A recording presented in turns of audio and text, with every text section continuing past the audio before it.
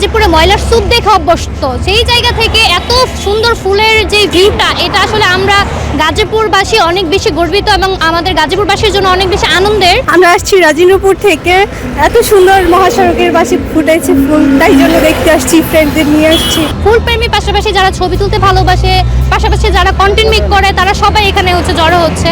আর এখানের ফুলের সৌন্দর্যতা এত বেশি যে পুরা গাজীপুর ব্যাপী পুরা গাজীপুর না, আমার মনে হয় পুরা বাংলাদেশে ভাইরাল হয়ে গিয়েছে, এত পরিমাণ সৌন্দর্য আর এত পরিমাণ ভাইরাল হয়েছে এই জায়গাটা। ফুল গাছগুলোকে দেখে মনে হচ্ছে যে এটি অযত্নের মধ্যে আসলে গোবরে পদ্ম ফুল যেটি বলা চলে সেটি কর্তৃপক্ষ আসলে গাছ লাগিয়ে তার দায় সেরেছে। আমাদের যেটা দাবি থাকবে শুধু 1 কিলোমিটার নয়, সালনা থেকে মাওনা পর্যন্ত যেই রাস্তার ডিভাইডার রয়েছে সেই ডিভাইডারগুলো তো এই ধরনের ফুল গাছ লাগানো হোক।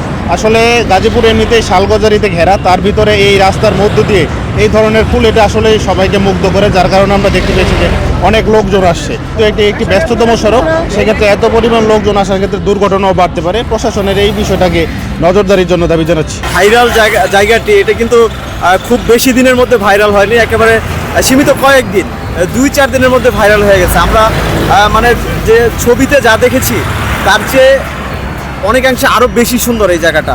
দর্শনার্থীরা আসছে, আমরা যারা আসছি, এটা অবশ্যই সংরক্ষণ করা উচিত।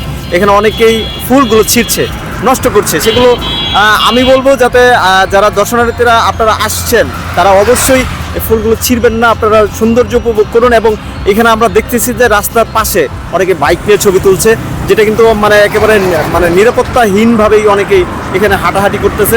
অবশ্যই আপনারা আপনাদের নিজেদের নিরাপত্তা রাখতে হবে, তারপরে আপনারা সৌন্দর্য উপভোগ করবেন। এবং আল্লাহ প্রদত্ত প্রকৃতির একটি সুন্দরতম জিনিস ফুল, এটা আমরা সবাই ভালোবাসি, তবে আমরা সবাই এটাকে দেখবো এবং ছিঁড়বো না, এটা হচ্ছে আমার অনুরোধ।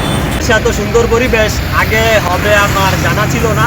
তো গাজীপুর টু ময়মনসিংহ রোডের হাইওয়েতে আপনার হোতাপাড়া এরিয়া, ওইখানে তো জাপান নামে পরিচিত, অনেকেই বলে জাপান নাকি এই ফুল ফুটে। তো আমি বাংলাদেশে এই প্রথম দেখলাম জাপানিজ ফুল। তো সবাই আসবেন, দেখবেন।